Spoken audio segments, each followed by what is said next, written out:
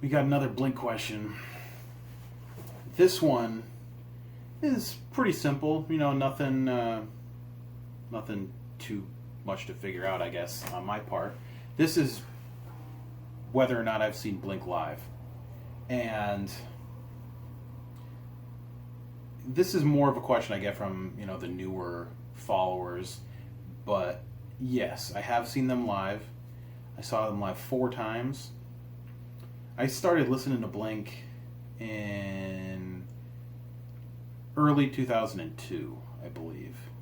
And since then, I've seen them once in 2003 for the Dollar Bill Tour. All the tickets were supposed to be $1. They sold out so fast, it was impossible. I had to buy them online from scalpers for like $150 for 2 tickets. It was a very cool set. It was a very small club. It was with Bubba Sparks and a band called The Kinnison, who were just very odd. It was just a very weird lineup. But yeah, really small club in Boston. It was called the Avalon at the time. It's the House of Blues now. And they were already such a huge band at that point. You know, 2003, it was right before the self-titled album came out. And since it was the first show on that tour, it was actually the first time they'd ever played the song Down live, which was really cool. You know, that's just a great song. So just having that memory is pretty neat. I always will remember that one.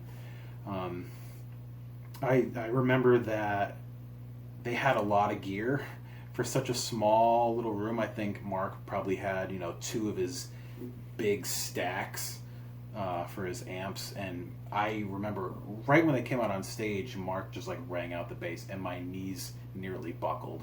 It was that thunderous. It was ridiculous, but they sounded great. They played great.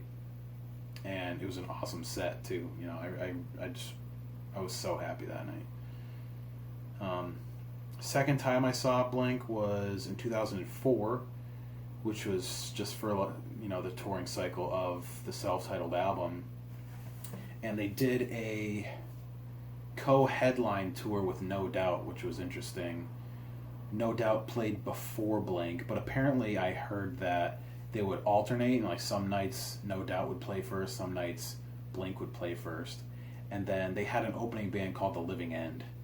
And I had only seen The Living End in like magazines every now and then, and they just had such a goofy look. They were from Australia, and I always judged them so hard. I'm like, oh, these guys look stupid. And, you know, the bass player played an upright bass, and I don't know, I judged them pretty hard, and they blew me away. They were so good that I immediately went out and bought a bunch of their CDs, and since then they've been one of my favorite bands of all time, and I will never judge a book by its cover because of that. They seriously blew me away. They played better than Blink did, easily.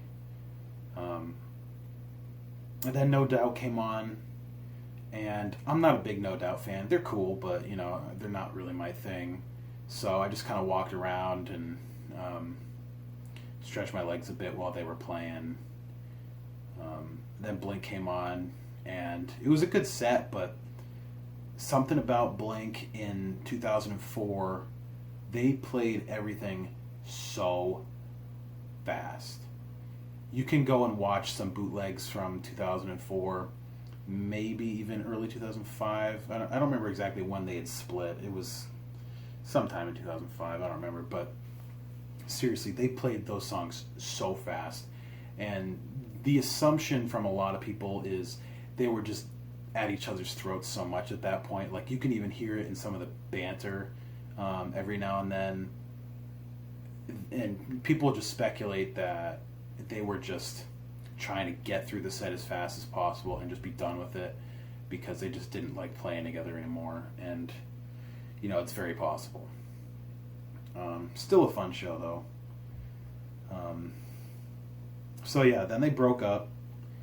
They got back together in 2009, and I saw them in 2009 for the reunion tour, and that was an okay set. I mean, Neighborhoods didn't come out yet until a couple years later, so it was really just like a greatest hits kind of tour. Like you could tell that they didn't really know when they didn't really know how long the wave was going to go. Like, they were just playing the hits and hoping for the best, you know. I have a feeling they thought at the time, like, maybe they were never going to put out another album again. And obviously that wasn't the case, but it was a pretty decent show. I did see them one other time, and I have to look up something because I'm not 100% sure when this happened. Because there was an event. Okay, so what I'm thinking of was in 2009. So what happened was in 2009, that third time I saw him that I just mentioned, I don't remember who they played with. I mean, I'm pretty sure they played with, like, Panic at the Disco at some point. It could have been the third time I saw them. It could have been the fourth time. I'm pretty sure they played with Fall Out Boy, one of those tours. I don't know. It wasn't very memorable. But in 2009, when I saw them, it was right before DJ AM died. And it was a big deal. And I went to the Boston date, and I remember a lot of my friends, a lot of people I knew, ended up going to the Connecticut date. And it happened like right in between that, I'm pretty sure. Because there was about a week in between those dates, because I think they went from Massachusetts to like New York, maybe New Jersey, then back up to Connecticut or something like that. And in between those two dates, was when DJ AM died, who was a very close friend of Travis. And I'm pretty sure, if I remember correctly, he was in the plane crash with Travis, and so it broke him pretty bad. The whole tour, Travis was doing this really incredible drum solo where this big riser would come and lift him up like over the crowd and would like lean him like into the crowd, so he was drumming and he could like look down and see everybody. It wasn't the one that like completely flipped him all the way around, but it was really cool. And after DJ AM had died, there were no drum solos. He just didn't have it in him, and they stopped playing Adam's song too. His name is Adam. So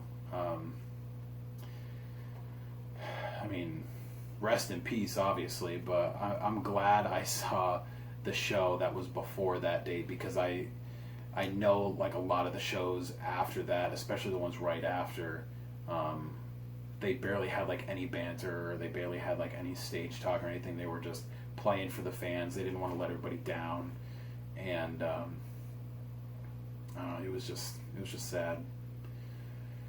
So after that, Neighborhoods came out, and I saw them in 2011 for the Neighborhoods supporting tour, and it was okay. I mean, it was a better set than the 2009 show was. Still not very memorable. It could have been like the Honda Civic tour or something. I really don't remember that, or that could have been the 2009 one. Those two shows kind of blended together for me. It was nice that they played some of the Neighborhood stuff, because those songs were really good live. And I don't know, I made a very conscious decision that I really felt like I didn't need to see Blink again after that. And they had played a couple tours still with Tom after that, and I really didn't have any interest in seeing him again. because they really weren't that great live anymore. I mean, Tom really wasn't singing that well. His guitars really weren't sounding that great, and I don't know. It felt worn out. And, now that Matt's in the band, I definitely don't want to see Blink live anymore, but I don't know. What are you going to do? And just on a fairly similar note, for those who might be curious, I did see Plus 44 live once. They played with the Matches and maybe someone else, I don't remember. I saw Angels and Airwaves, I want to say 3 times? It was at least twice. It was either 2 or 3 times. First time was with a band called Damone out of Boston. They were a great band.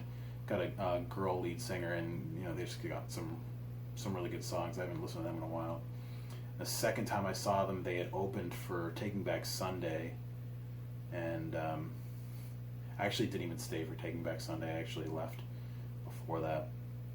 I mean, I liked them, but I didn't really care. And yeah, I might have seen them again, but I don't remember.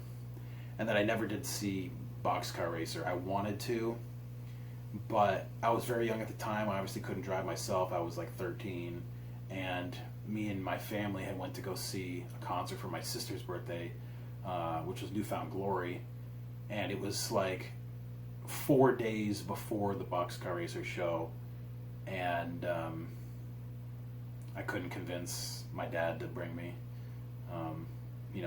again so soon, which is too bad because that would have been a very, very cool show, but what are you going to do? So that's it. That's my Blink tour story. Like I said, I really don't think I'll ever see Blink again. Maybe if they reunite as the original, or, well, somewhat original, minus Scott. But I don't know. We'll see. See you next time.